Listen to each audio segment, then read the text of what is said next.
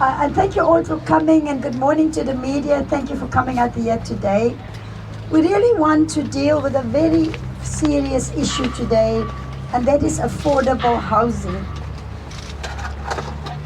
And that it is wrong to play political games with a serious need like housing. And then on top of it, to lie about availability of land. So we are here to illustrate today that in fact we do have land in Cape Town. The excuse that it's small pieces of land is also rubbish. Because on a small piece of land, you can build density and you can go up. On this piece of land where we are standing now, that also belongs to the city, that we have released for housing when I was still the mayor, we had the plans to build at least 300 units here, including, and the plan was that the Fruit Lovers Market was going to stay there, but other commercial businesses we were going to go up. So don't buy this nonsense that small pieces of land you can't use. What they are trying to avoid is the truth. They are not saying to South Africans and to the people of Cape Town, why have they cancelled more than 16 housing projects in the city center? It's not because of the size of the land, because the plans were to go density and to go up and to bring more people closer to the city. So it's got nothing to do with size. They must answer why they cancelled 16 housing projects in the city of Cape Town. Now yes, we agree as the good party. We agree that we need to use public land for public good.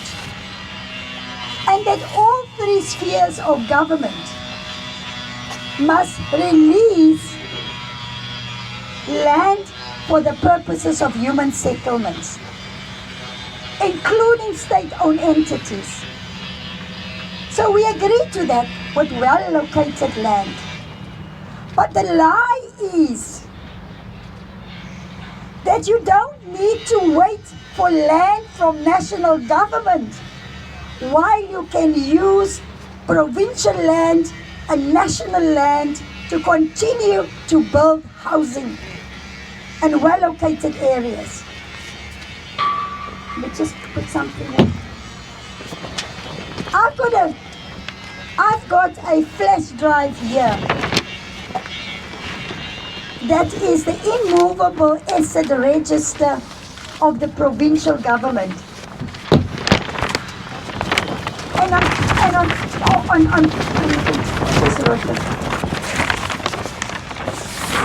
As part of this immovable asset register, there are 450 vacant pieces of land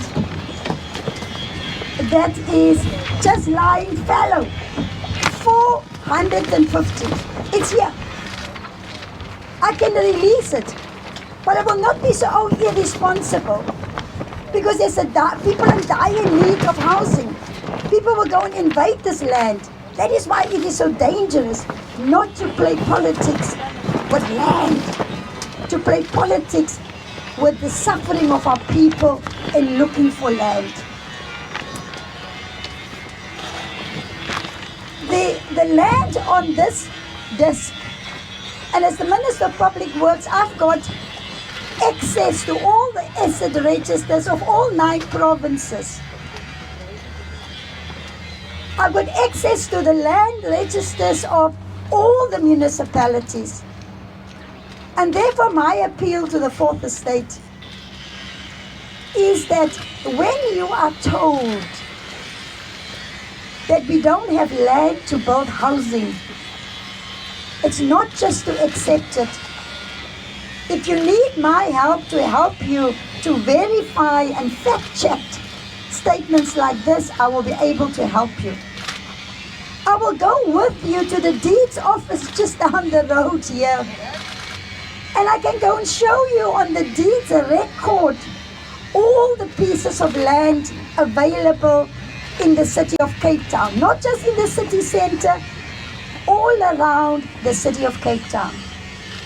When I became the mayor in 2011, the first thing I did was to do an audit of our land assets. 3 years later, and the first report back to me, we discovered 3,000 pieces of land that we did not even know belonged to the city. So we must stop this blue lies. You know, it's very close to my heart because I can see how our people are suffering. And now you want us to go and take Acacia Park, where 400 members of parliament, plus another 100 members from the NCOP is living. And mostly people who come from outside of Cape Town. They need accommodation to have their oversight role, to attend committee meetings because they don't live here. Members of parliament like Geordin, he don't need a house in Acacia Park because he lives in Cape Town. He lives right here in Cape Town, so he doesn't need a house.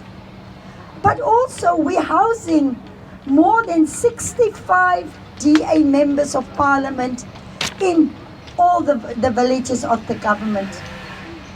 And many of them have called me to say they're quite happy that the houses that they have in the villages, because they are not from Cape Town, provide them with help so they can do their oversight work. And that they were never consulted about releasing this land for what they call low-cost housing. So I don't want to play politics with the needs and the suffering of our people. I fought all my life so that we can have this country to be free. I fought all my life against the spatial injustices of apartheid.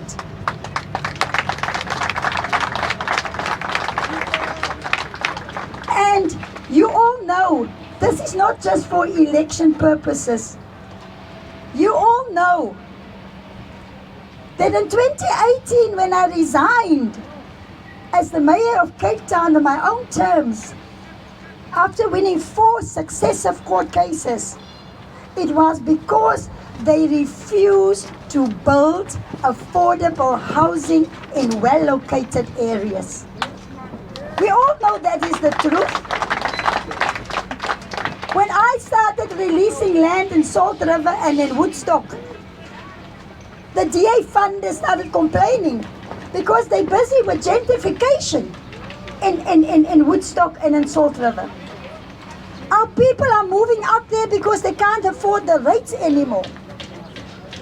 And what I was saying, that you can't stop gentrification because the private sector can make and do with their money and land as they please.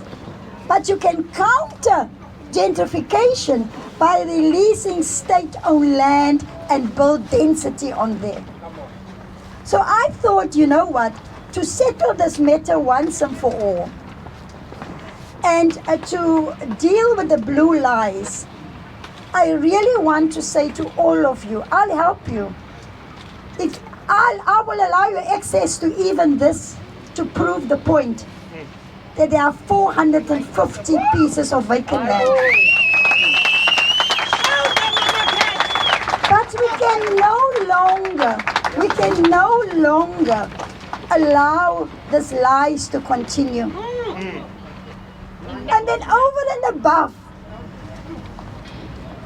there's a piece of land next to the beach in Somerset West, where the old IAECI plant used to be, right on the beachfront. When I was the mayor, I bought more than 80,000 hectares of land there. It's called Paardenvlei. It is still not developed because it's now too close to the sea. When I was the mayor, I bought a farm called Annandale for the people in the Noon. Have you seen the conditions in the Noon? They're living on top of each other. I bought a farm so that we can begin to relocate some people from the Noon to Annandale Farm. That farm is still there. Nothing has been done. Nothing has been done. So now to use national government as an excuse for failing to deliver. I have just been the minister for 2.5 years. And in the 2.5 years in the Western Cape, I've released more than 12 pieces of land. I've released 6 government buildings for gender-based violence. So I have been working with the province and with the city. I've been working with Mayor Dan Plato to find more land for the city for burial sites because of the increase in the number of funerals. We've sorted that out. I've been working with Mayor Dan Plato because with or without the DA, we are going to integrate the city of Cape Town. To show that national government is serious, we are in the process of releasing Custom House right next to the sea in the city center for affordable housing. We have put the technical teams between my department and the department of the city together. So we are in the process of releasing Custom House. There are other pieces of land that I'm also working with Mayor Dan Plato on from national that we are going to release for human settlements purposes. If he had just cared to go and talk to Dan Plato, I think that's maybe the reason why Dan has not made it to West. Why Dan is being replaced as a mayor, because Dan has been looking at affordable housing. The last point that I want to make is about, before I give to Brett, the last point that I want to make is about the military land. Yes, I have kept to my word. When I was the mayor of the city of Cape Town, I wrote to Jacob Zuma and I said, please release that land for human settlements. In 2008, I didn't even get a response. As soon as I became the mayor, the minister, I said, now, this land is in the custody of national government. Let's pick it up again. And together with the Minister of Defense, the Minister of Rural Development and Land Reform, earlier in this year, we did a visit to all the military sites in the city of Cape Town. Now, we are now assessing all of those military sites because the army are still using that. The army is still working there. They've got stores there with ammunition and everything. And we are assessing it so that we can see what parcels of land can be released from the military sites. I can confirm that part of Winfield, we are already in agreement that that can be a release for human settlement purposes. Wow. I've shared that with Mayor Dan Plato. Wow. So to say that I did not keep to my commitment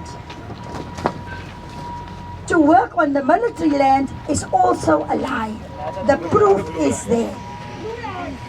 I'm going to give over to Brett now to speak about the other pieces of land, but we wanted to just today to take you to the site. From here we're going to go to the site of the unfinished bridges. We will show you the 6 hectares of land. We will show you, the pictures. of some of the ideas that came, what we could build there. And then, we can allow for questions even from there.